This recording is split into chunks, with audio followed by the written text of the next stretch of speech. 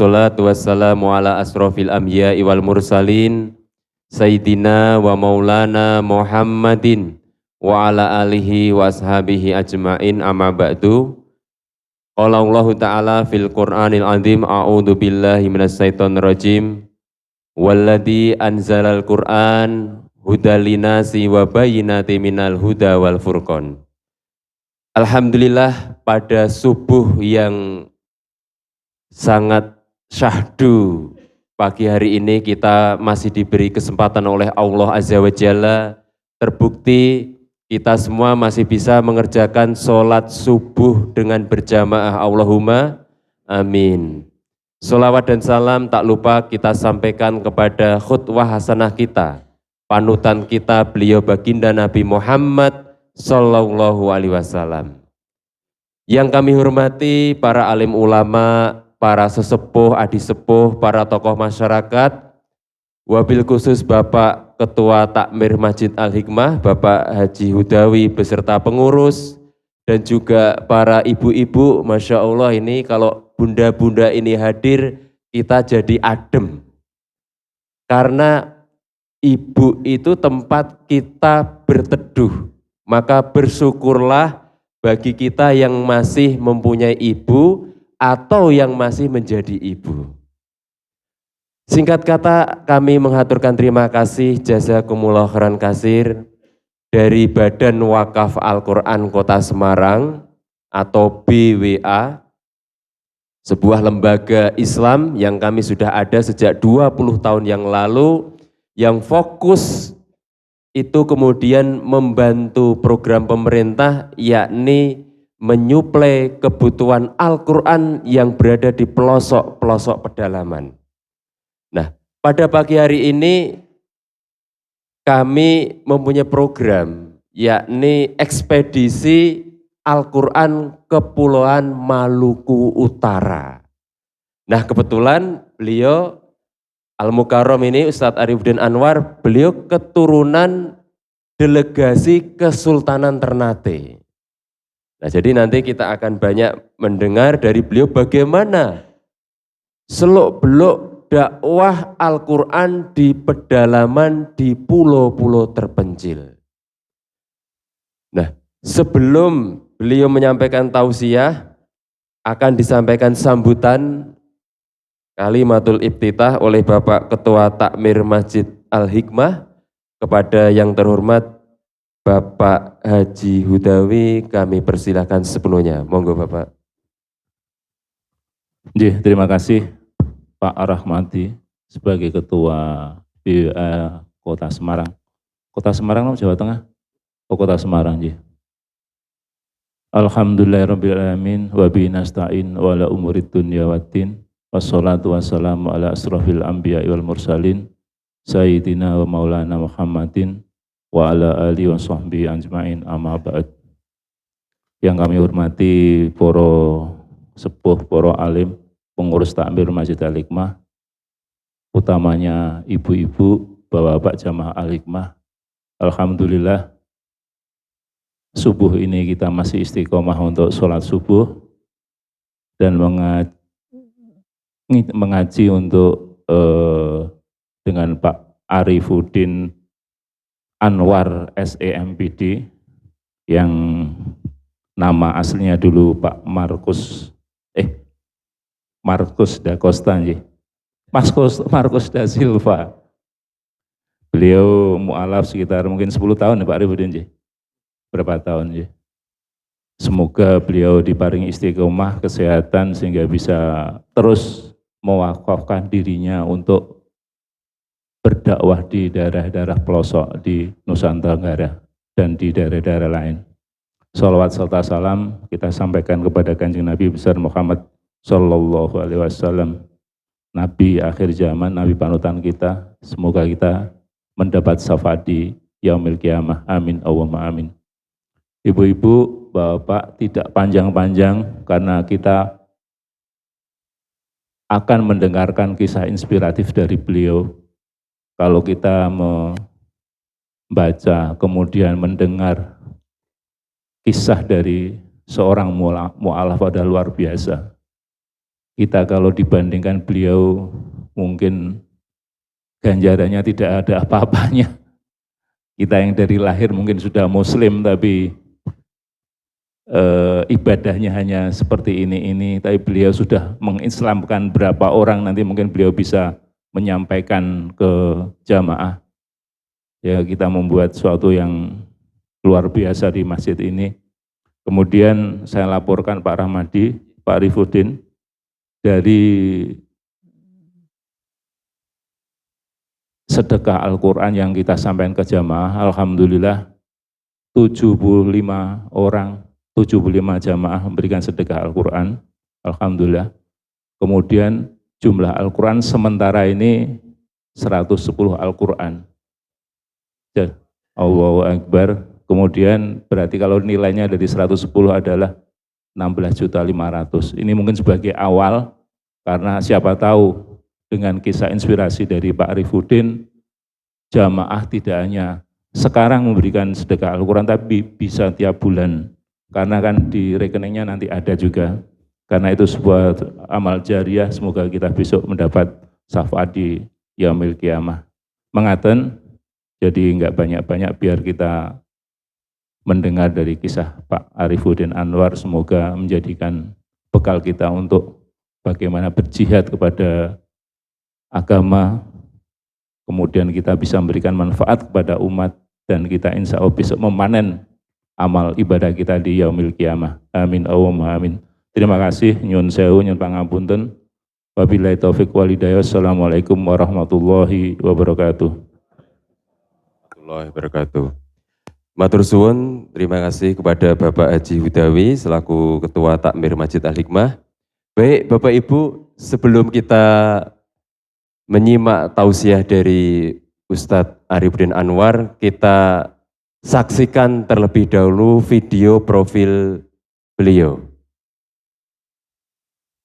Arifudin Anwar, seorang da'i dan ustadz, adalah seorang imam, pebisnis, pendiri, dan pimpinan umum atau mudir am pesantren Ikhwatul Mukminin Adonara, Flores Timur, NTT. Berdakwah dari pulau ke pulau, melintasi laut, pesisir, dan pedalaman, yang kemudian di tahun 2002 merintis dan mendirikan pendidikan gratis dengan pendidikan formal SMP dan MA berbasis pesantren. Ustadz dengan kualifikasi pendidikan pesantren dan sarjana ekonomi ini bercita-cita menjadi pengusaha NTT yang sukses dan selalu berdakwah. Kata beliau, dakwah yang santun, optimis, sportif, terbuka, produktif, dan bergerak di segala bidang adalah aksi dakwah beliau. Beliau pun mengajarkan santri-santrinya seperti itu. Beliau mengajar, mengasuh, membimbing, dan bermain bersama santrinya. Untuk menunjang hidup dan dakwahnya, beliau bergerak dalam berbagai bidang usaha, terutama gagasannya mengembangkan bisnis social entrepreneur dengan melakukan berbagai kegiatan pemberdayaan masyarakat, berkolaborasi dengan berbagai LSM dalam menggerakkan aset-aset umat Islam yang berbasis ZIS, kurban, dan wakaf, guna mendorong tercapainya kesejahteraan umat, termasuk membiayai pendidikan pesantren yang dibangunnya itu.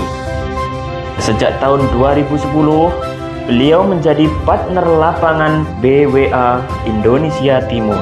Bermula dari beliau mewakafkan kapalnya ke BWA untuk direnovasi menjadi kapal dakwah nelayan NTT, maka selanjutnya bersama Badan Wakaf Al-Quran, beliau turut menggagas, mengeksekusi, dan menginspirasi berbagai program dan proyek BWA. Assalamualaikum warahmatullahi wabarakatuh. Para wakif, kami partner lapangan Badan Wakaf Al-Quran untuk wilayah Indonesia Timur. Saat ini kami melaksanakan loading Al-Quran dari kapal dakwah menuju ke Kecamatan Pantar, yaitu tepatnya di daerah Kabir. Proses pendistribusian Al-Quran ini kami lakukan menggunakan skoci kapal dakwah.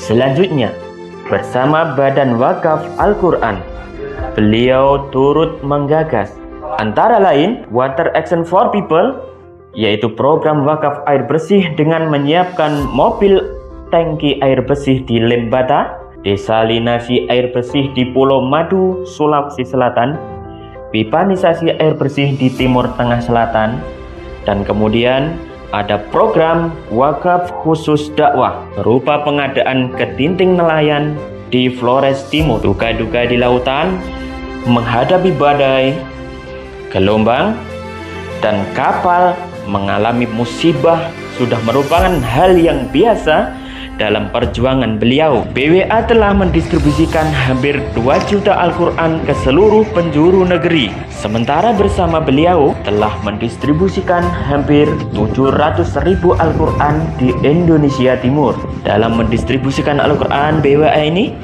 beliau bekerja sama dengan berbagai pihak, baik pemerintah daerah antara lain Bupati Muna, Sekda Buton Tengah, Wali Kota Bau-Bau, Kadis PU Banggai, Satpol PP Tali Abu, Kementerian Agama Tali Abu, Sula, dan Alor serta TNI Polri maupun imam dan para tokoh setempat, termasuk kegiatan pembinaannya melalui dakwah umum. Selanjutnya beliau berharap dengan gaya hidup dan menghidupkan wakaf ini, terutama menebar Al-Quran wakaf di seluruh penjuru negeri, insya Allah Indonesia semakin kuat dan berjaya. 2021 sejuta Quran, satukan Indonesia. Allah.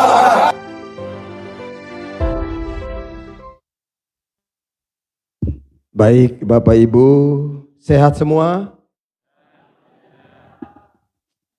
Ini bapak-bapaknya ganteng-ganteng semua ini bapak-bapaknya. Masya Allah, subhanallah. Bismillahirrahmanirrahim.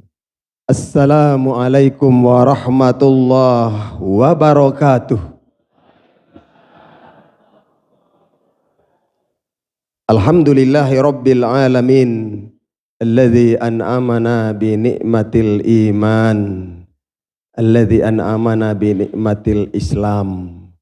Alladhi an'amana bi ni'matis syiyami Ramadan. Asyhadu an la ilaha illallah wahdahu la syarikalah wa asyhadu anna Muhammadan abduh. Allahumma salli wa sallim ala hadzal nabiyyikal karim wa ala alihi wa sahbihi wa man tabi'ahu bi ihsanin ila yaumiddin, amma ba'du.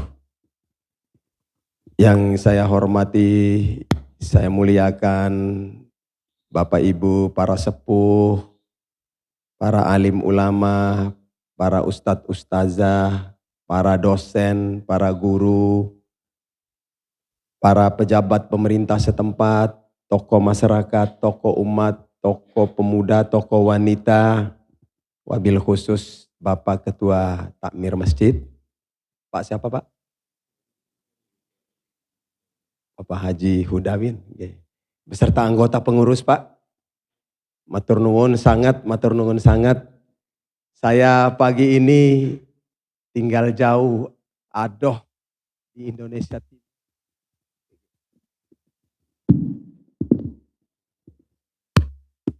Ya Bapak-bapak Ibu-ibu, tepatnya di Flores.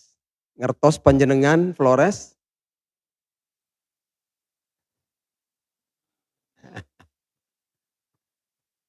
Kalau Labuan Bajo, Bapak Ibu dengar Labuan Bajo? Ya, ada reptil purba terbesar ya, komodo.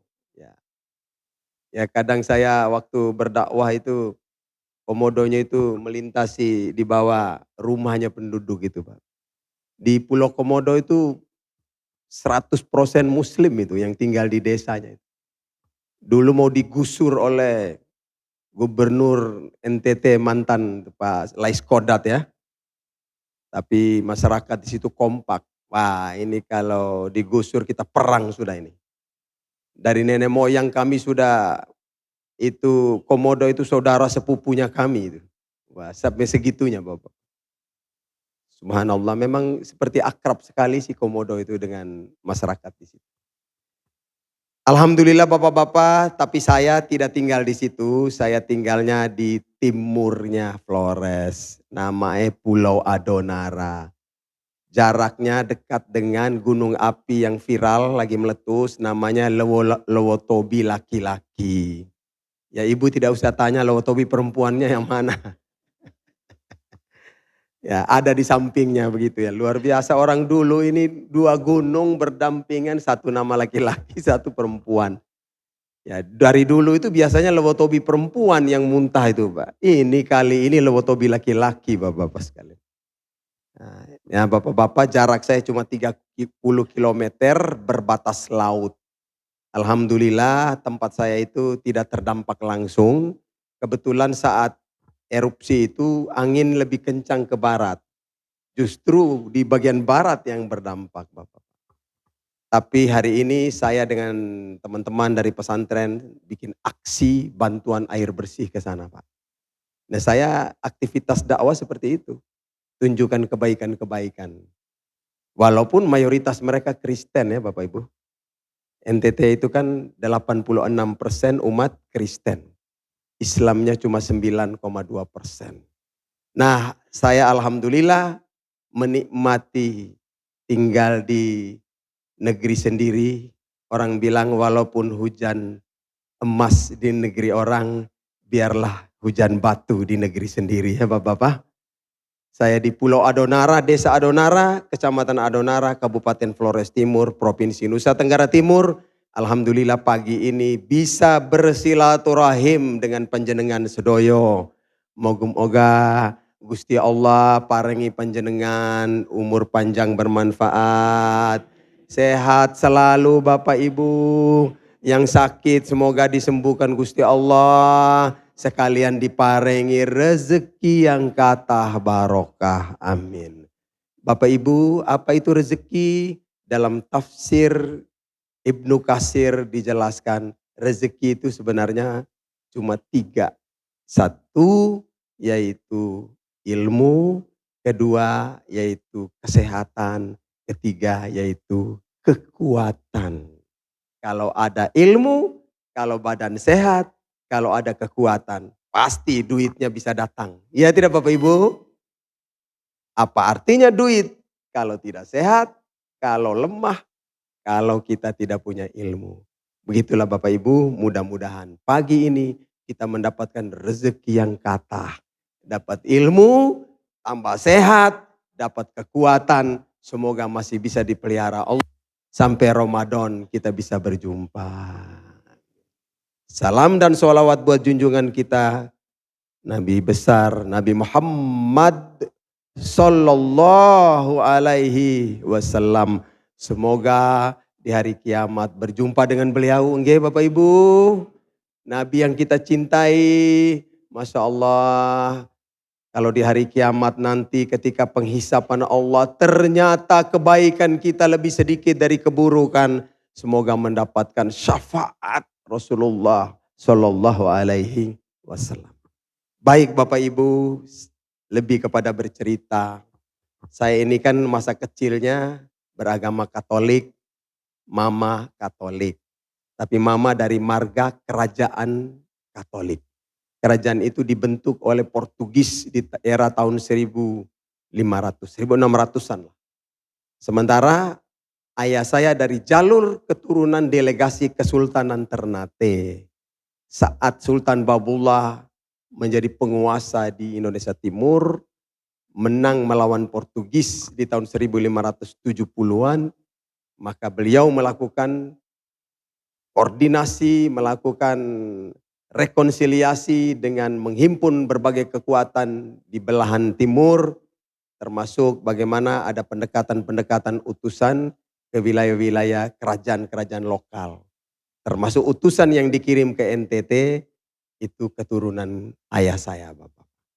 Maka Bapak-bapak saya bersyukur pada Allah, nenek moyang saya kebetulan ditugasi sebagai ulama di jalur agama, maka pada akhirnya saya juga mewarisi apa yang menjadi ketetapan leluhur seperti itu Bapak-bapak sekalian. Walau demikian masa kecil saya beragama Katolik karena kebetulan mama sudah masuk Islam. iso murtad lagi ya Bapak Ibu-Ibu. Sudah Islam bisa kembali menunjukkan betapa kuatnya pengaruh Kristen di NTT ya Pak. Itulah saya waktu mama kembali, saya berada dalam rahim ibu. Akhirnya lahir di tengah-tengah keluarga ibu. Saya dibaptis, waktu itu diberi nama tadi Markus da Silva. Api ya Bapak Ibu ya. Tapi saya bersyukur keluarga mama itu orangnya intelektual, berpendidikan. Mereka tinggal di kota, orang-orang terpandang. Ada om-om yang jadi pastor, ada yang jadi polisi, tentara, guru, dosen. Bahkan tahun 60-an sudah ada dokter, om saya. Pak dokter ini kemudian jadi gubernur tahun 80-an di NTT. Mungkin penjenengan ada yang pernah dengar, Dr. Hendrikus Fernandes. Nah, itu om saya dari kakek kedua. Karena kakek pertama da Silva, kakek keduanya Fernandes. Gitu. Baik Bapak Ibu yang dimuliakan oleh Allah Subhanahu Wa Taala, alhamdulillah setelah masuk Islam, ini luar biasa Bapak-Bapak. Saya memang tidak bisa cerita di sini karena terlalu panjang. Tapi intinya masuk Islam ini biwasilatil Quran. Kenapa? Saya ini masa kecil kan digembleng sebagai seorang, ya mereka kalau orang-orang keturunan hebat seperti itu pasti mereka berkehendak anak-anaknya juga seperti mereka ya Bapak-Bapak. Jadi dilatih betul, masih kecil sudah ke gereja, sembahyang pagi, sembahyang sore, sembahyang malam. Bahkan saya jadi penyanyi gereja loh Bapak-Bapak sekalian. Tadi suaraku lumayan apik ya Bapak Ibu ya. Iya ini mantan artis cilik ya Bapak. Iya masa kecil itu saya masih ingat kalau di Jakarta itu era-eranya Adi Bing Slamet. Ya, Ira Maya Sopa mereka itu. Cicak Koswoyo ya itu di sana itu Markus da Silva. Penyanyi gitu ya begitu. Iya. Maka Bapak Ibu salah satu yang menjadi asbab masuk Islam ini karena Quran ini. Memang di lingkungan saya itu tidak ada orang Islam. Tapi saya dengar Al-Quran ini di lantunannya di radio-radio itu loh Bapak Ibu. Suara-suara dulu itu kan suara Nanang Kosim, Maria Ulfang ya Ibu-Ibu. Wih luar biasa ada kitab suci. Bisa dilagukan dengan ton-ton tertentu Tidak semua orang bisa melagukan seperti itu. Betul ya Bunda? Atau bunda-bunda bisa semua? Boten? Penyanyi kasih hidayah susah untuk melakukan bayati, melakukan ros, melakukan hijaz itu susah ya Bapak Ibu ya. Luar biasa kitab suci, Masya Allah. Semoga kitab suci akan menjadi sahabat kita Bapak Ibu sampai hari kiamat ya. Nah Bapak Ibu maka akhirnya saya masuk Islam, saya bilang sama ayah, Pak saiki aku wis mlebu Islam. Itu Bapak keluarga mama pada nesu kabeh. Kecewa berat Mereka sampai bilang, waduh bocah kui pasti dipelet oleh wong Islam ini. Dikiranya saya dipelet. Jadi saya bilang sama bapak, kirim saya sekolah agama. Biar saya punya pemahaman yang luas tentang Islam.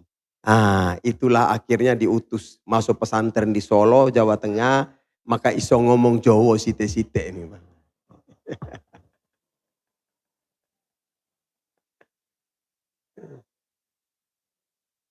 Saya masuk sekolah itu tingkat SMA, masuk di Kuliatul Muallimin Islamiyah, tamat 86, mengajar setahun di pondok, setahun diutus berdakwah di Bima, Nusa Tenggara Barat, tahun 88 ambil keputusan pulang ke NTT. Tentu sebuah keputusan yang berat. Kenapa berat? Tantangannya tidak kecil di sana. Pertama, mayoritas wong Kristen. Ini kadang satu kampung, ini rumah Islam, tetangganya Kristen. Kadang kampung ini kampung Islam, kampung sebelahnya itu kampung Kristen.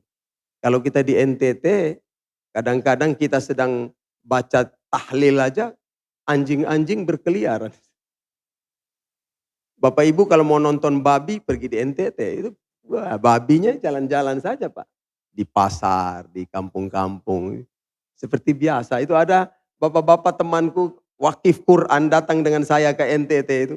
Saya bilang, Mas ngapain? Ini Ustadz lagi foto babi nih. Kenapa? Di Jawa nggak ada ini. Apalagi dia tinggal di Jakarta Pak. Begitulah NTT Bapak-Bapak. Belum lagi ekonominya berat. Karena pulaunya kecil-kecil, sempit, tanahnya gersang, lahannya tandus. Airnya susah.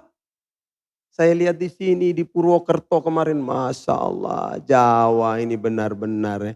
Di sini air susah Pak? Boten, Masya Allah.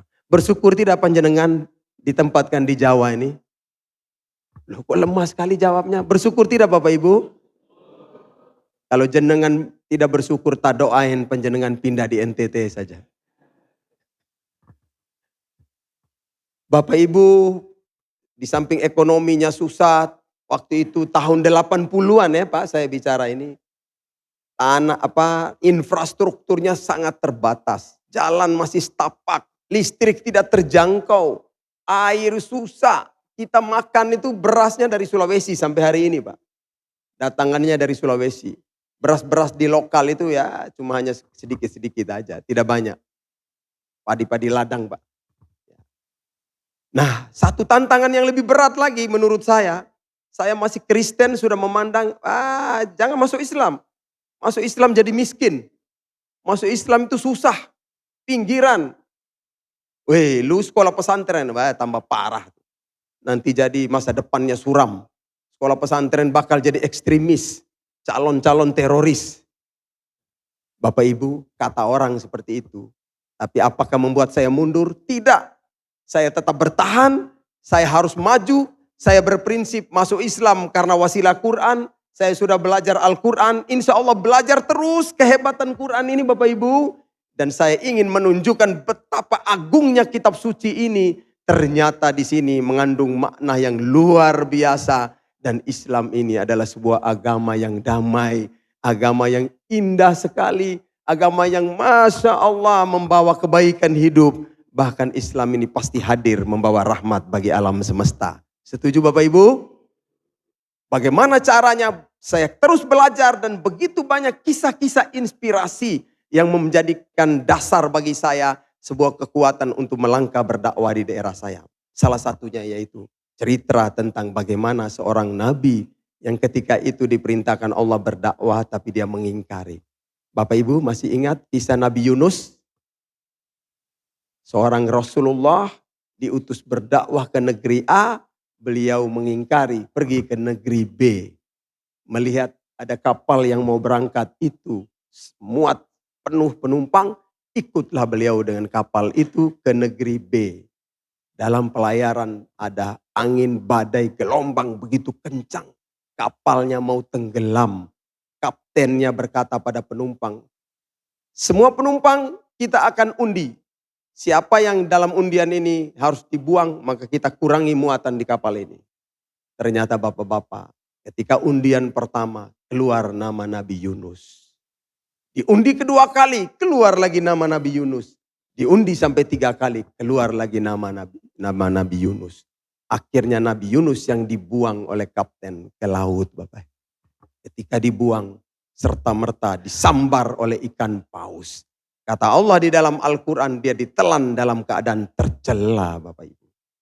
Bisa dibayangkan ya, mati ditelan oleh ikan, kata Allah, tercela. Mudah-mudahan kita mati husnul khotimah ya Bapak Ibu. Ini Nabi kena musibah, ditelan sama ikan paus. Kata Allah, tercela dia. Ya Allah, semoga kita tidak seperti itu Bapak Ibu.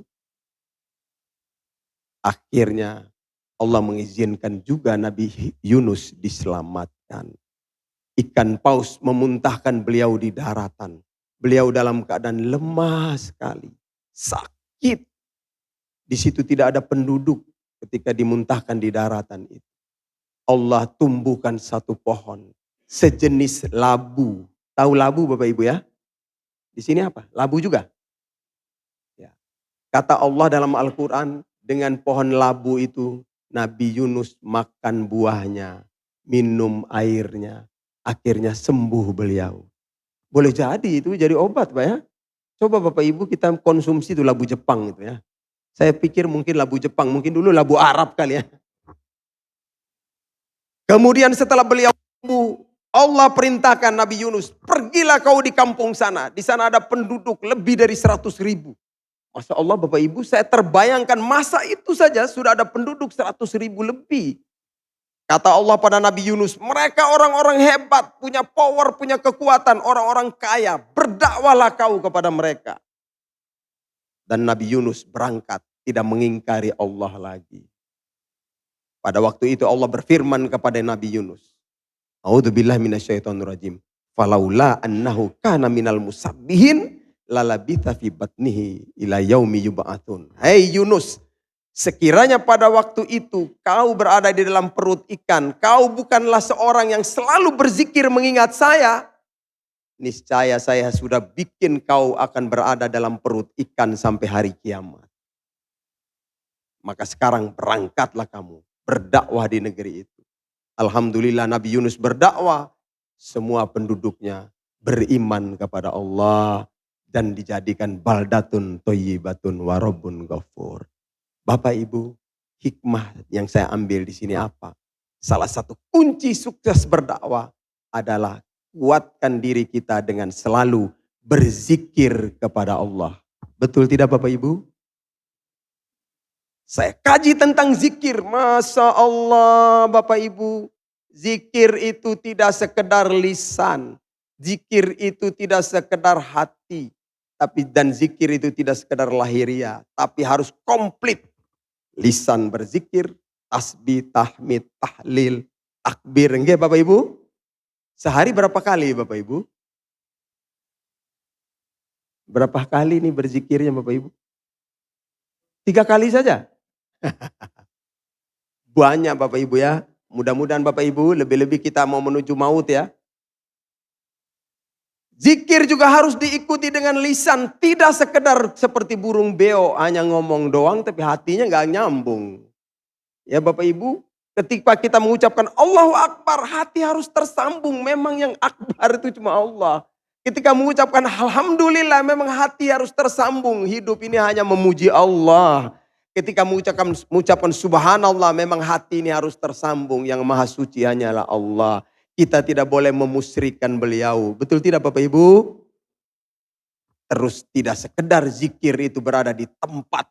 Hanya ibadah saja, di masjid saja. Tidak. Ternyata zikir mengajarkan kita, bisnislah kau, keluarlah di muka bumi, carilah karunia Allah. Tapi jangan lupa berzikir karo aku. Betul tidak Bapak Ibu? Ternyata dengan cara seperti ini kunci-kuncinya Islam kasih kepada kita. Saya mengambil hikmah. Wah, dengan berzikir hati jadi lembut, ucapan jadi apik. Betul tidak Bapak Ibu? Sehingga mempengaruhi dakwah kita. Dakwah kita tidak membuat orang tersinggung, tidak menyakiti hati orang, tidak merendahkan agama orang. Betul tidak Bapak Ibu? Karena memang demikian, waman jahada fa innama yujahidu li nafsi. Siapa yang berjihad, jihadnya untuk dirinya sendiri. Maka bapak-bapak saya mengambil kesimpulan, kalau kita berdakwah, kita tidak ingin dicubit orang, jangan mencubit orang. Kita tidak ingin difitnah orang, jangan memfitnah orang. Kita tidak mau dihina Tuhan kita, jangan menghina Tuhan orang lain. Betul Bapak Ibu?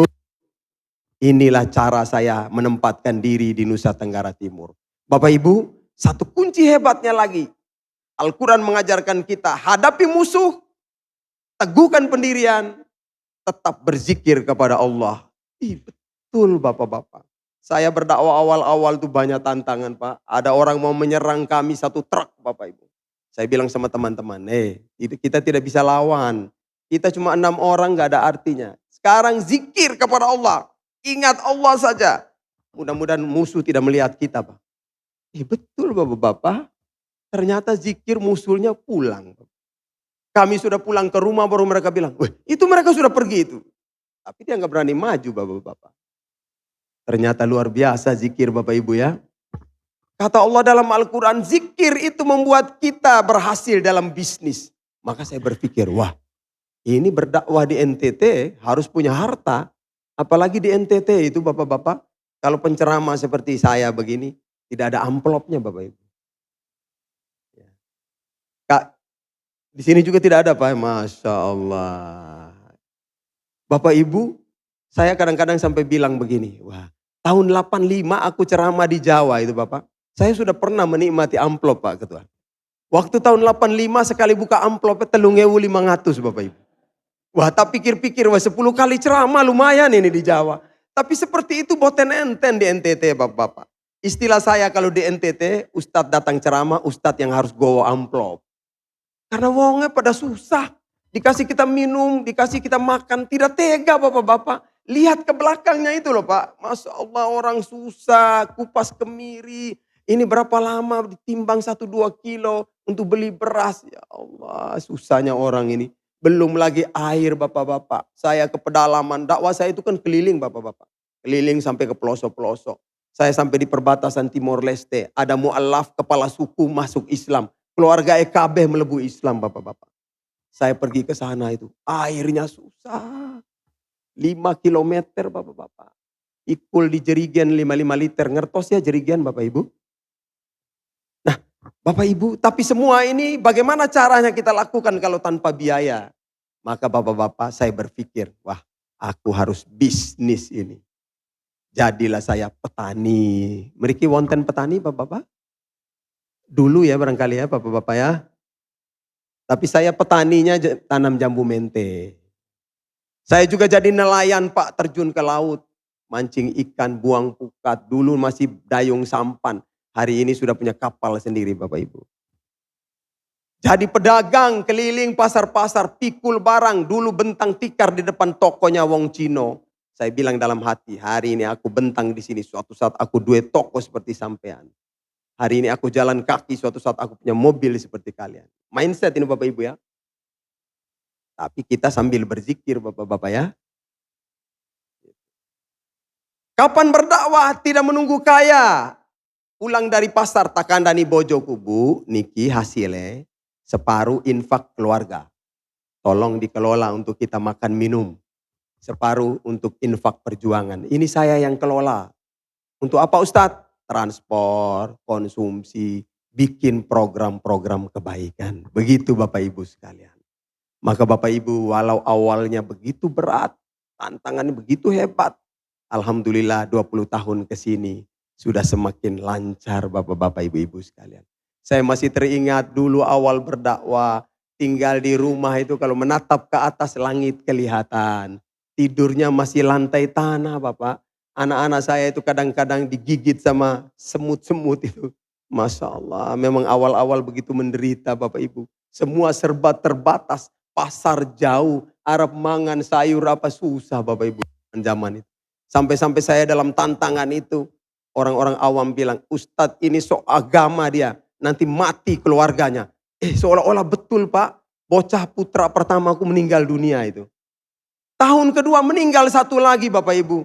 Tak kandani bojoku Bu, jangan kecil hati, sabar, ikhlas. Allah ambil, bismillah duluan. Minta Allah, kita masih hidup di dunia kok. Betul tidak Bapak Ibu? Zikir, dikuatkan zikir. Minta Allah supaya diberi anak yang banyak. Anak-anak yang bisa mendampingi perjuangan kita. Alhamdulillah Bapak Ibu, diparengi bocah yang akeh. Anak saya 10 orang lagi tambahnya Bapak Ibu. Mereka wonten bapak-bapak anak 10. Masya Allah. Dulu kemana ibu-ibu ya? Ah ini bapak tanya istrinya berapa lagi. Memang jiwa muda sih. Ibu-ibu itu rahasia laki-laki begitu biasa. Ibu-ibu jangan nesu ya. Nah bapak-bapak sekalian, jadi saya hitung-hitung, wah bocahku sekarang 10 orang, tambah 2 sudah meninggal 12, karo aku 13, pas 1/11 niku bapak-bapak ibu-ibu. Bapak ibu saya bilang sama istri, ibu anak banyak tapi tidak boleh terlantar, anak harus berpendidikan, anak harus sekolah, anak harus punya pekerjaan yang layak. Betul tidak bapak ibu? Kalau terlantar ini jadi penghinaan kedua kali. Orang sebelah sudah melihat, orang Islam itu hina. Saya ingin tunjukkan, tidak. Islam ini hebat, mahal, mulia. Islam elegan, Islam ini tampil apik. Sepakat Bapak Ibu? Begitu Bapak Ibu yang dimuliakan oleh Allah Subhanahu wa taala. Maka alhamdulillah tadinya dakwah tidak diterima, akhirnya mulai bisa diterima. Jangankan orang Islam, Kristen juga senang dengan dakwah saya. Tapi bapak-bapak tanya berapa mu'alaf, itu pertanyaan yang saya tidak suka, Pak. Kenapa saya tidak suka? Karena begini bapak-bapak. Prinsip saya berdakwah itu ikhlas. Hanya semata-mata lillahi ta'ala. Singkirkan berbagai kepentingan. Termasuk kepentingan supaya orang Kristen masuk Islam. Saya nggak punya kepentingan itu. Karena kalau saya ada kepentingan, wah bebannya luar biasa bapak-bapak. Kadang-kadang bisa terlanjur memaksa orang ini. Maka bapak-bapak saya berprinsip, tugas saya itu dakwah. Tugas saya tablik, menyampaikan. Kemaslah dakwah seapi mungkin, istiqomah dalam berdakwah, tunjukkan kebaikan-kebaikan Islam, mudah-mudahan jadi wasilah, jadi asbab Allah berikan hidayah kepada umatnya. Begitu Bapak Ibu, karena urusan masuk Islam atau tidak, tergantung hidayah Allah Subhanahu wa Ta'ala. Sepakat Bapak Ibu? Kalaupun ada yang masuk Islam, bukan karena saya, tapi karena Allah. Tanpa saya pun Allah mengizinkan orang masuk Islam, pasti masuk Islam. Betul tidak Bapak Ibu? Tapi kenapa saya harus berdakwah saya hari ini? Karena mempertahankan Islam dalam diri saya dan keluarga saya. Jangan sampai tergerus oleh situasi, akhirnya kita bisa murtad lagi. Karena buktinya sudah banyak bapak-bapak. Banyak saudara-saudara saya Kristen datang di Jawa, kawin dengan orang di Jawa.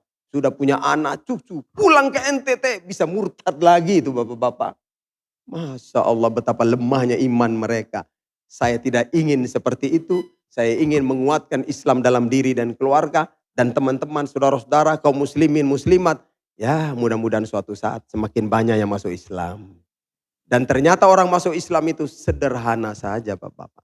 Saya dengan amalan-amalan kebajikan seperti apa? Bikin program kurban.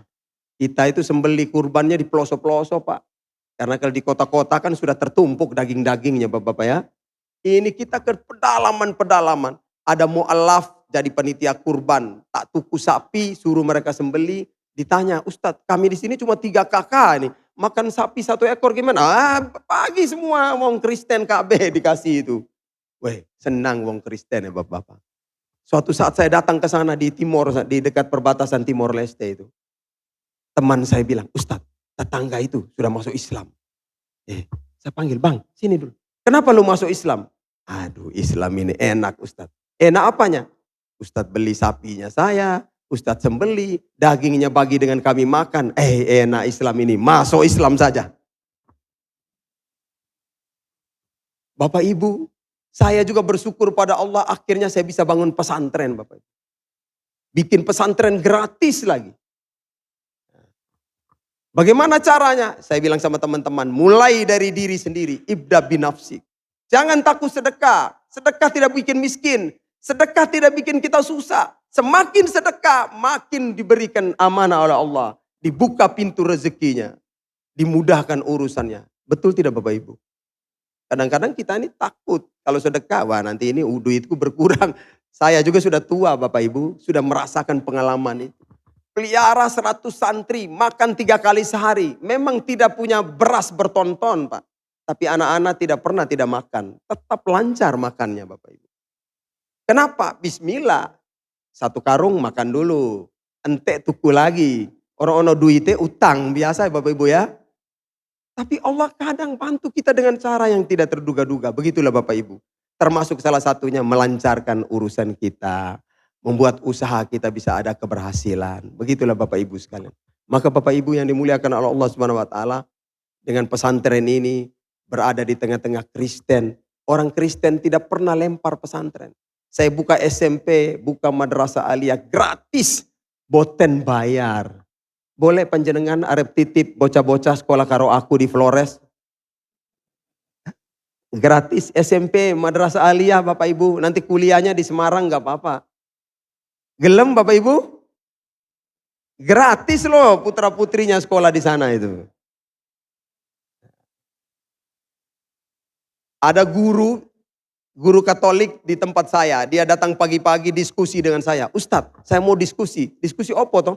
Waduh semalam aku orang iso turu piye? Tak kandani bojoku. Bu, aku iki PNS. Anak cuma loro, istri sampean dewe. Belum genap sebulan punya gaji tetap, wes mumat ini kepalaku. Kenapa? Utang lagi di kios ini.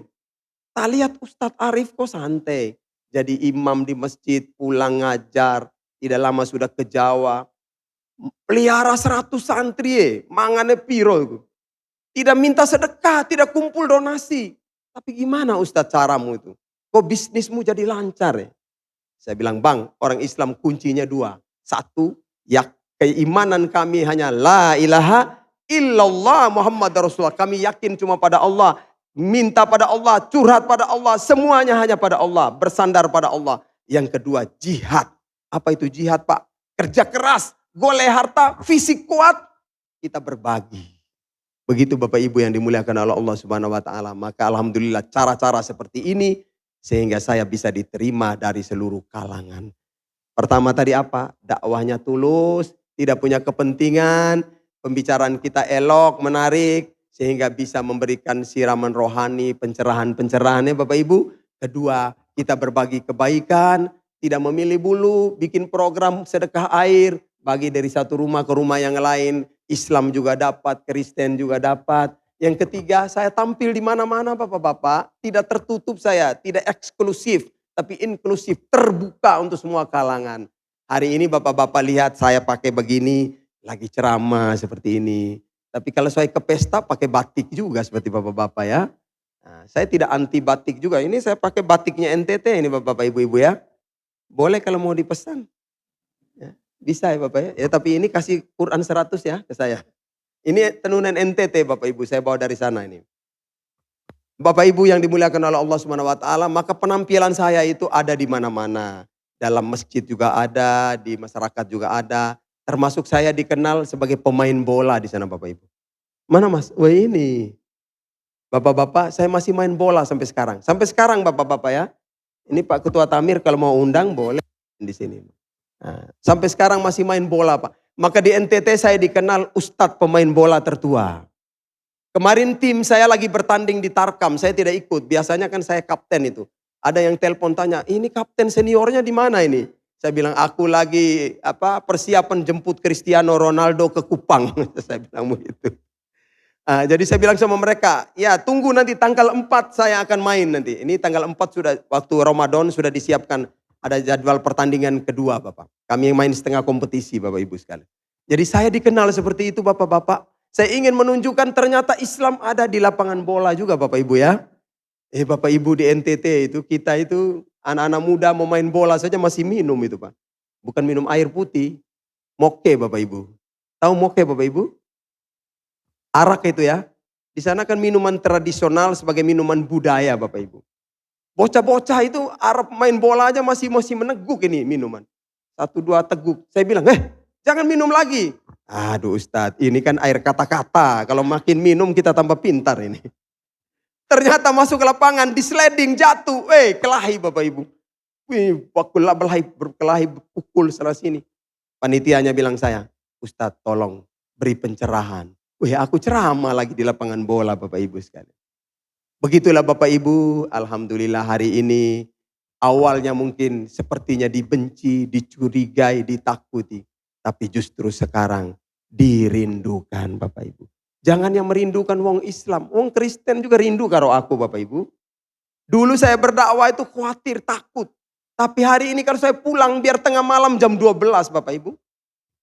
Aman-aman. Walaupun anak-anak itu banyak yang nongkrong di pinggir jalan. Biasanya mereka suka minum tuh. Kadang mabuk Bapak-bapak.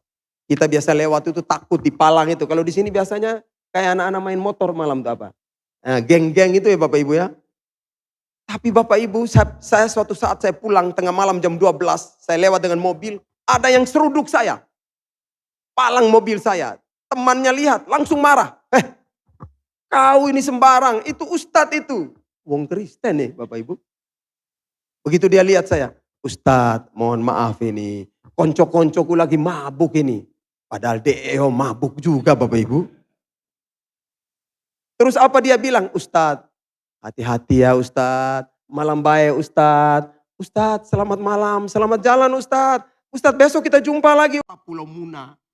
Itu ketika saya minta Al-Quran untuk mengaji. Susah sekali itu cari Qurannya. Tanya takmir. Pak kenapa lama sekali ngambil Quran? Ini Ustadz lagi bola balik cari Quran yang bagus untuk Ustadz ini. Nah, memangnya tidak ada Quran yang bagus? Ada Ustadz, tapi masyarakat ini kalau mau tahlil, datang cari di masjid. Sudah ambil tanpa izin takmir, mau kasih pulang sudah pekewo. Akhirnya mereka tidak balikan Qurannya lagi nih. Memang di sini susah Quran, tidak bisa beli tuh. Ya, kita beli juga susah nih, di sini juga susah jualnya ini. Dari Kemenak gimana? Kemenak itu kalau kita terlambat tidak dapat lagi Al-Qurannya. Maka Bapak Ibu saat itu saya bikin program sedekah Quran. Saya bilang sama teman-teman, sama istri, yuk kumpul duit, kumpul Quran. Kita berbagi, ini momentum, ini kesempatan. Bukan sekedar masalah peduli, tapi masalah momentum. Mari kita ambil pahala dari kegiatan ini. Akhirnya saya dikenal Ustadz Quran itu Bapak Ibu sekalian. Orang pada minta Quran. Saya bilang oke, saya akan ke Jawa, di sana mayoritas Muslim. Saya akan sampaikan, mudah-mudahan mereka bisa berbagi. Disinilah tahun 2009 awal mula berjumpa dengan Badan Wakaf Al-Quran. Begitu Bapak Ibu, maka mereka menghadirkan saya. Ini ada kaitan kolaborasi ini. Sudah 10 tahun lebih kerjasama dengan mereka. Ketika tahun 2009 saya datang tak cerita seperti ini, direkturnya tertarik. Boleh Ustadz, kita bikin program untuk Nusa Tenggara Timur. Siap. Tapi minta Ustadz bantu kami untuk mendistribusikan. Kumpulnya gampang, membagikannya ini yang susah. Bang, aku siap bantu. Kalau begitu gini aja, saya wakaf duluan. Ustadz wakaf apa? Wakaf kapal. Memang Ustadz punya kapal? Iya, saya punya kapal. Kapal apa toh? Kapal ikan.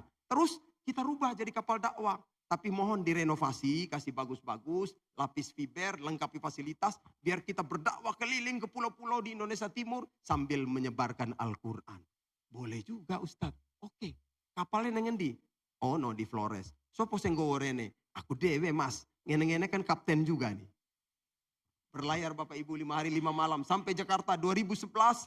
Kita bantu gali dana 2012 kapal direhab. 2013 di launching di PLP Tanjung Priok. 2014 pelayaran perdana. Saya bawa 1000 Quran. Bapak Ibu di pelayaran dalam perjalanan senangnya saya, aku bilang sama teman-teman, Masya Allah bawa 1000 Quran ya senang banget ini. Dulu datang ke Jawa paling-paling segardus ya. 20 Quran kita pikul, ini 1000. Pasti senang umat di sana ini. Ternyata betul bapak-bapak ibu-ibu. Sampai di NTT pada berebutan seperti pasar. Apalagi menjelang Ramadan itu Bapak Ibu. Ustadz minta, jalok. Saya bilang, weh sabar dulu. Saking kewalahan saya bilang begini. Ini Quran wakaf, bukan Quran politik. Kalau Quran politik kesempatan, satu Quran satu suara ini. Quran wakaf ono prosedure. Salah satunya ada ikrar. Jenengan saya harus tahu pasti butuh berapa. Ada TPQ tidak, siapa yang mau dipakai Quran ini. Yang mau terima Quran ini tolong baca Fatihah. Doakan untuk nama yang ada tertulis di Quran ini. Saya bikin video, bikin cerita. Kirim ke BWA. BWA bilang mantap Ustadz. Oke kita siap dukung. Bikin program besar-besaran. Bukan 1000 lagi, 10.000, 50.000, 100.000 Quran. Alhamdulillah dari tahun 2014 sampai 2023 saya sudah distribusi lebih dari 700.000 Al-Quran di Indonesia Timur. Ini Bapak Ibu salah satu videonya saya distribusi di Sulawesi Tenggara. Kita saksikan sebentar.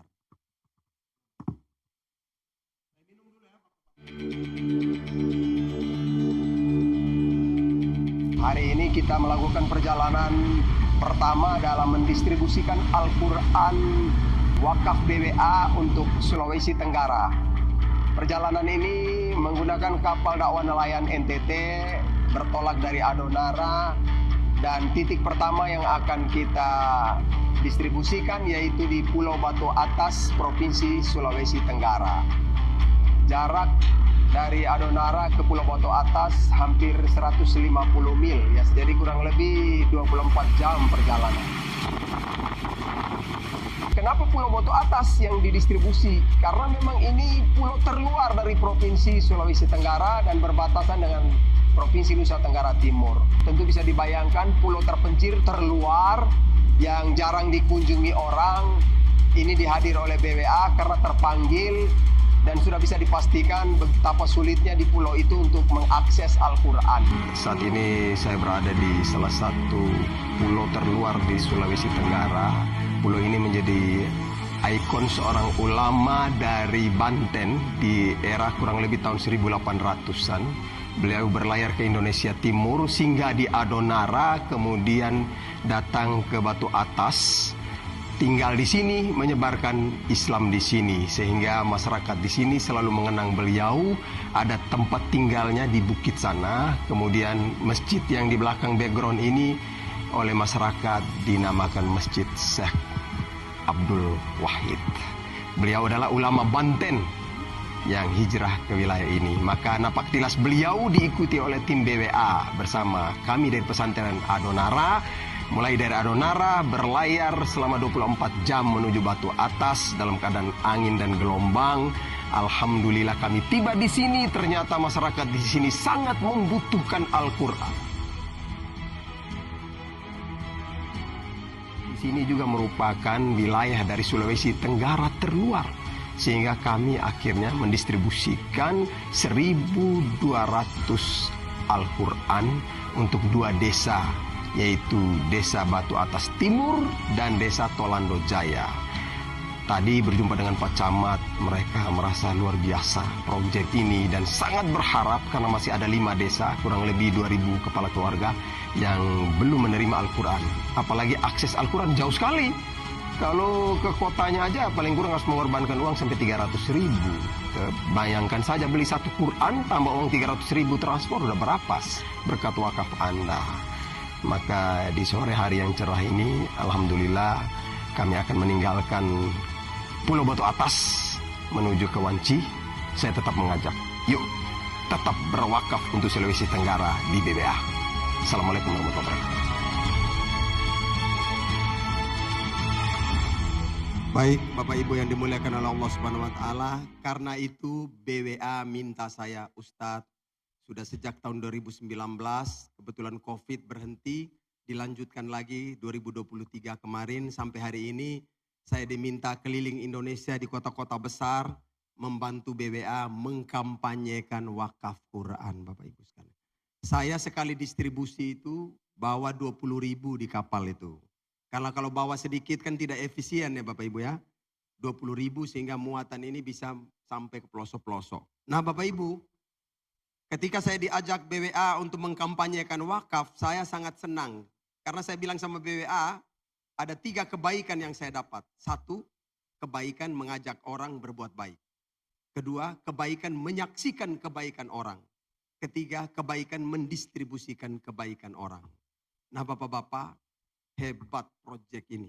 Saya sebagai orang luar BWA sangat mengapresiasi. Karena mereka bikin proyek wakaf Quran. Mohon maaf, secara fikih agak beda dengan sedekah Quran. Kalau saya dulu bikin sedekah Quran, ini BWA bikin wakaf Quran. Apa perbedaannya? Kalau sedekah, tangan kanan beri, kiri tidak melihat. Kalau sedekah sukarela, jumlahnya berapa monggo.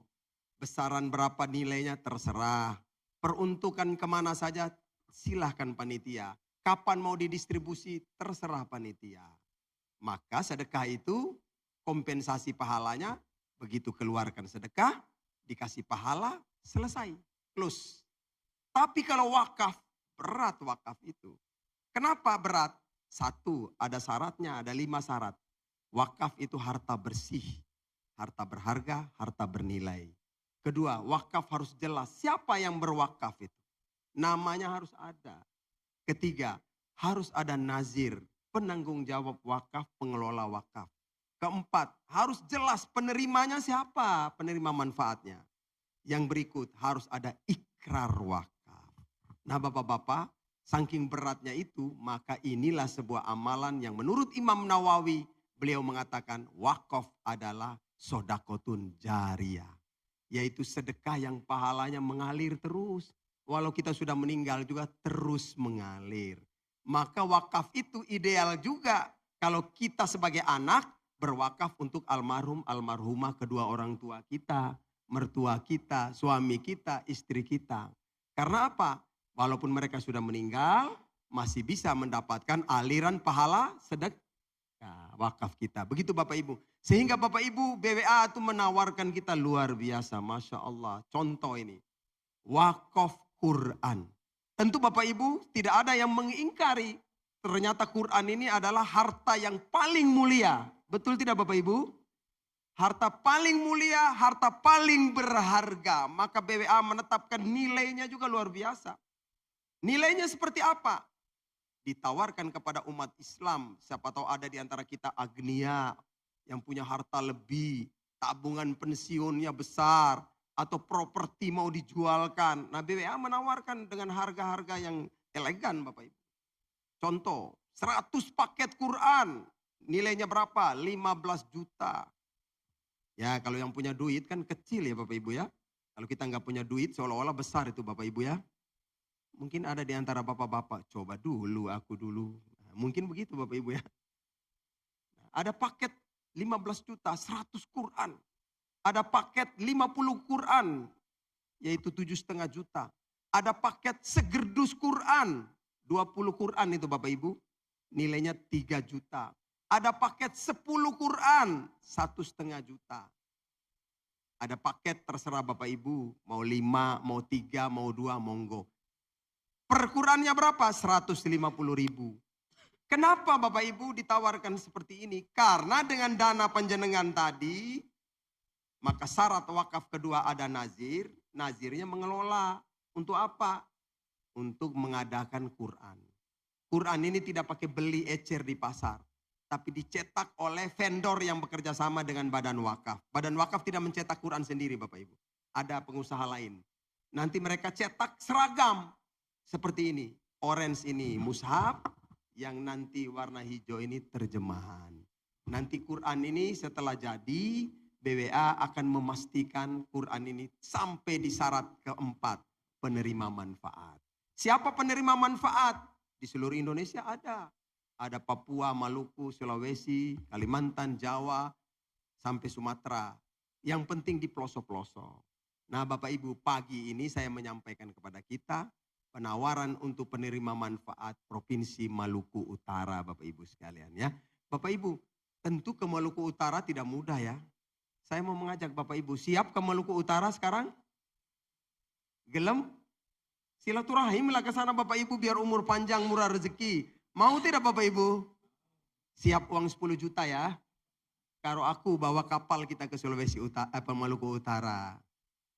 Tapi kalau tidak punya duit mendingan 10 juta wakaf Quran aja. Nanti Quran panjenengan akan sampai di Maluku Utara. Karena itu kewajiban nazir harus memastikan Quran ini diterima oleh penerima manfaat di Maluku Utara. Itulah dengan dana Bapak tadi, 150.000 per Quran dikelola supaya Quran ini sampai di sana. BWA antar Quran bukan sekedar kirim, tidak Pak. Terjun langsung, tim dari Jakarta ada timnya. Langsung ke lapangan, bekerja sama dengan ustadz-ustadz di daerah, pemerintah di daerah, guru ngaji, majelis taklim, sama-sama kita serah terima. Di saat serah terima itu ada juga ikrarnya. Sebagai salah satu syarat, kita menyampaikan tolong doakan nama orang yang berwakaf di Al-Quran ini. Maka bapak-bapak salah satu syaratnya tadi harus jelas wakifnya. Jadi kalau panjenengan mau berwakaf, Ustadz saya wakaf 10 Quran. Oke, satu Quran ditulis satu nama. Nama jenengan, nama suami, nama istri, nama anak, nama orang tua, nama mertua. Yang sudah meninggal boleh tidak? Boleh sekali Bapak Ibu. Almarhum ayah boleh. Untuk almarhumah ibu boleh. Begitu ibu-ibu ya. Nah, baik Bapak Ibu yang dimuliakan oleh Allah Subhanahu wa taala, mengakhiri ini saya hanya berpesan untuk diri saya. Salah satu kekuatan yang membuat saya mengaplikasikan ajaran sedekah dalam hidup ini antara lain Allah mengingatkan kita. Jangan sampai lalai dalam berzikir kepada Allah. Apa yang membuat kita lalai dalam berzikir? Harta dan anak-anak. Allah berfirman, a'udzubillahi minasyaitonirrajim, ya ayyuhalladzina amanu la tulhikum amwalukum wala auladukum an dzikrillah wa may yaf'al dzalika faulaika humul khasirun.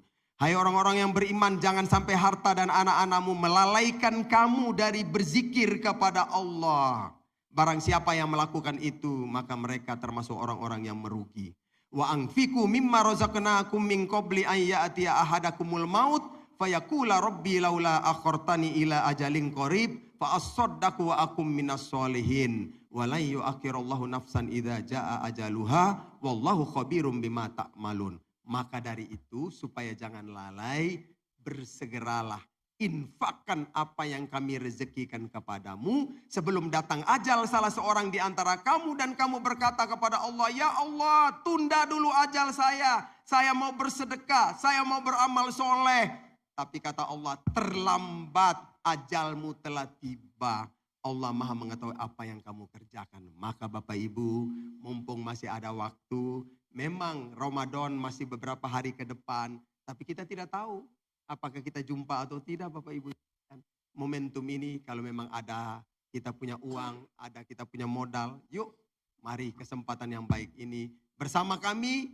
Kebetulan saya juga ada, mungkin bisa mencatat, mendaftar, mengambil ikrar dengan saya. Monggo Bapak Ibu, pagi ini sekalian kita doakan dan kita berniat dengan wakaf-wakaf ini. Semoga Allah bersihkan hati kita, bersihkan dosa-dosa kita, menghantarkan kita bisa berjumpa dengan bulan suci Ramadan. Oke Bapak Ibu, demikian yang dapat saya sampaikan. Ya, saya tutup dulu ya. Nanti setelah saya kembali lagi ke BWA. Mudah-mudahan Bapak Ibu yang sedikit ini memberi manfaat untuk diri saya dan bisa diambil hikmah untuk panjenengan sedoyo. Yang benar dari Allah, khilaf dari saya, mohon dimaafkan. Bisa memaafkan saya Bapak Ibu? Maaf sudah mengganggu waktu panjenengan yang sudah tua-tua sepuh-sepuh masih mau duduk dengan saya. Nggih Bapak Ibu, semoga jadi amal soleh untuk panjenengan. Dilipat gandakan pahalanya Bapak Ibu. Disaksikan oleh malaikat pagi ini mendoakan untuk kita semua. Bapak Ibu kalau ada waktu moga-moga jumpa lagi di masjid ini atau dimanapun saja di dunia ini. Kalau tidak berjumpa lagi semoga bertemu di surganya Allah Subhanahu wa Ta'ala. Mengakhiri ini mari sama-sama kita aminkan doa, wabil khusus doa untuk sedekah-sedekah kita. Mari kita mulai doa dengan membaca suratul Fatihah. Al-Fatihah. A'udzu billahi minasy syaithanir rajim. Bismillahirrahmanirrahim. Alhamdulillahi rabbil alamin. Arrahmanir rahim. Maliki yaumiddin. Iyyaka na'budu wa iyyaka nasta'in. Ihdinas siratal mustaqim. Siratal ladzina an'amta 'alaihim ghairil maghdubi 'alaihim waladdallin. Amin. Hamdan syakirin, hamdan naimin, hamdan yuwafi ni'amahu wa yukafi mazidah. Ya Rabbana lakal hamdu kama yanbaghi li jalali wajhikal karimi wa azimi sultanik. Allahumma salli wa sallim ala sayyidina Muhammadin wa ala alihi wa sahbihi ajma'in. Ya Allah ya Rabbana, kami semua menyadari bahwa sedekah-sedekah yang kami berikan belum sebanding dengan kenikmatan yang Engkau anugerahkan kepada kami sepanjang kami hidup di dunia ini. Tapi yang sedikit ini kami mohon terimalah ya Allah, ridholah ya Allah. Jadikanlah sebagai asbab agar kami masih diberi kesehatan, diberi kekuatan, diberi umur yang panjang bermanfaat. Jadikanlah ini sebagai wasilah agar kami semua diampunkan dari segala kesalahan dan dosa-dosa kami. Jadikanlah sebagai wasilah agar kami bisa dihantarkan berjumpa dengan bulan suci Ramadan. Beribadah dengan tenang selama Ramadan, mendapatkan pahala berlipat ganda selama Ramadan ya Allah. Ya Allah ya Rabbana, jadikanlah ini sebagai wasilah agar kami senantiasa diberikan rezeki yang barokah, mudah urusannya, lancar usahanya, keluarga sakinah mawaddah warohmah, anak keturunan soleh soliha, cucu-cucu soleh soliha, berjodoh soleh soliha, mendapat pekerjaan yang layak dan halal. Ya Allah, jadikanlah ini sebagai amal soleh, amal jariah. Pahala mengalir terus ke alam barzah. Buatlah para almarhum, orang tua kami atau mertua kami, istri-istri kami atau suami-suami kami, anak-anak kami atau saudara-saudari kami. Mereka dibebaskan dari azab kubur. Mereka diterangi kuburnya dengan cahaya Al-Quran. Diampuni dari segala kesalahan dan dosa. Diterima amalan-amalannya. Dan dipertemukan dengan kami semua bersama sedekah-sedekah di surgamu ya Allah. Allahumma rabbana taqabbal minna hadhihi sodaqoh. Allahumma rabbana taqabbal minna hadhal infaq. Allahumma rabbana taqabbal minna hadhihi zakat. Allahumma rabbana taqabbal minna hadhal waqaf. Allahumma rabbana taqabbal minna hadhal Qur'an. Allahumma rabbana taqabbal minna hadhihi niyat.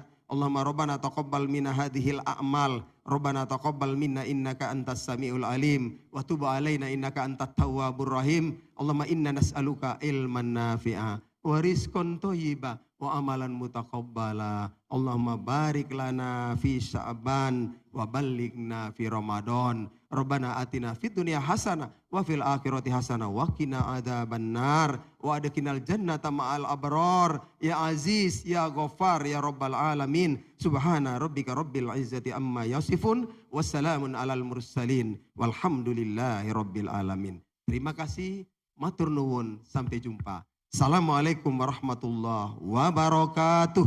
Waalaikumsalam warahmatullahi wabarakatuh.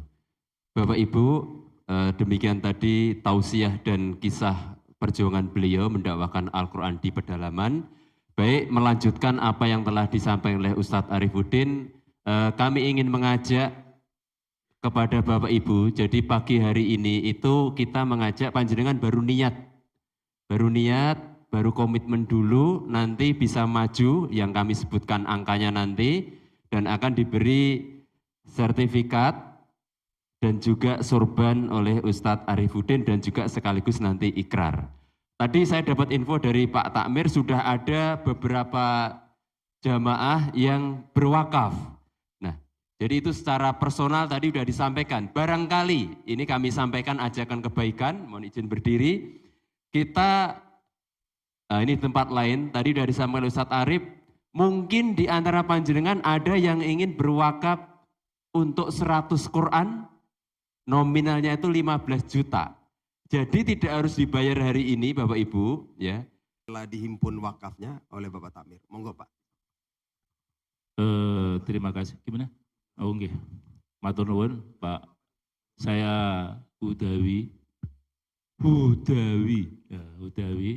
sebagai takmir Masjid Al-Hikmah. Alhamdulillah jamaah sebanyak 75 orang memberikan wakaf sebanyak 110 Al-Quran dengan nilai uang 16.500.000 rupiah. Tidak usah saya sampaikan masing-masing. Nah, kemudian nanti namanya saya sampaikan ke Pak Ustadz. Semoga wakaf ini bisa menjadikan amal jariah jamaah kepada Al-Hikmah, jamaah Masjid Al-Hikmah, daerahnya Arya Mukti, Pedurungan Lor ya. Arya Mukti, Pedurungan Lor, Kota Semarang. Hudawi ya. Bapak Hudawi, benar Pak? Bapak Hudawi mewakili pribadi sekalian mewakili jamaah Masjid Al-Hikmah Arya Mukti Semarang. Kula Ustadz Arifuddin Anwar mewakili para nazir wakaf Badan Wakaf serta di tempat yang mulia pada pagi hari ini di bawah persaksian Allah, Rasulullah, para malaikat, kami semua yang hadir, Allah mengizinkan alam semesta ini pun turut menjadi saksi atas wakaf-wakaf ini. Hanya berharap ridha Allah, monggo Bapak Ibu semua bersama Bapak kita mengucapkan membaca surat Al-Fatihah. Al-Fatihah. A'udzubillahi minasyaitonirrajim. Bismillahirrahmanirrahim. Alhamdulillahirabbil alamin arrahmanirrahim maliki yaumiddin. Iyyaka na'budu wa iyyaka nasta'in ihdinas siratal mustaqim siratal ladzina an'amta 'alaihim ghairil maghdubi 'alaihim waladdallin. Saya menyatakan saya telah mendengar penyampaian Bapak bahwa umat ini memberikan wakaf Al-Quran dan saya bersaksi atas wakaf ini berjumlah 110 Al-Quran. Yang dimaksudkan untuk nama-nama wakif yang mudah-mudahan nanti ditulis secara jelas bersama admin BWA, yang kemudian nanti akan dicantumkan dalam setiap Al-Quran yang diwakafkan untuk negeri tercinta Indonesia, wabil khusus dengan penerima manfaat umat Islam di wilayah Provinsi Maluku Utara. Semoga dengan wakaf ini panjenengan bersama jamaah semua mendapatkan keberkahan Al-Quran, kemuliaan Al-Quran, diberikan rezeki barokah, umur panjang, sehat selalu. Semoga jamaah semua istiqomah, semakin bertambah kuat ibadahnya, semakin bertambah makmur masjid ini, taklimnya juga semakin ramai. Semoga Allah Subhanahu wa taala memberikan kita kesempatan menikmati bulan suci Ramadan tahun ini dan tahun berikutnya.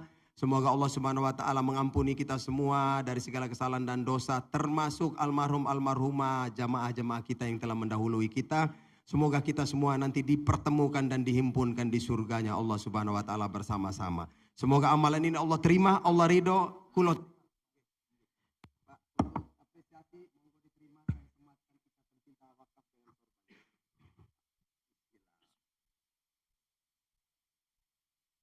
nikah kan ada mas kawin ya.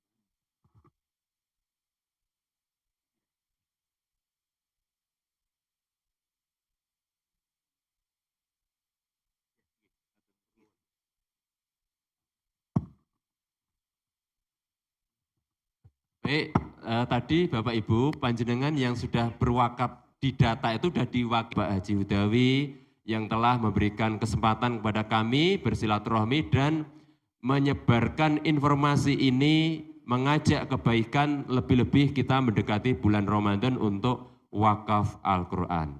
Akhirnya kami mengucapkan banyak terima kasih, mohon maaf atas segala banyak kesalahan dan kekhilafan. Billahi taufiq wal hidayah. Assalamualaikum warahmatullahi wabarakatuh.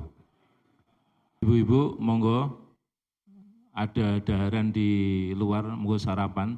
Tapi kalau punya tadi niatan untuk wakaf, ditunggu Ustadz Arifuddin. Terima kasih. Assalamualaikum warahmatullahi wabarakatuh. Allahumma barik lana fima razaqtana wa qina adzabannar. Matur nuwun. Assalamualaikum warahmatullahi wabarakatuh.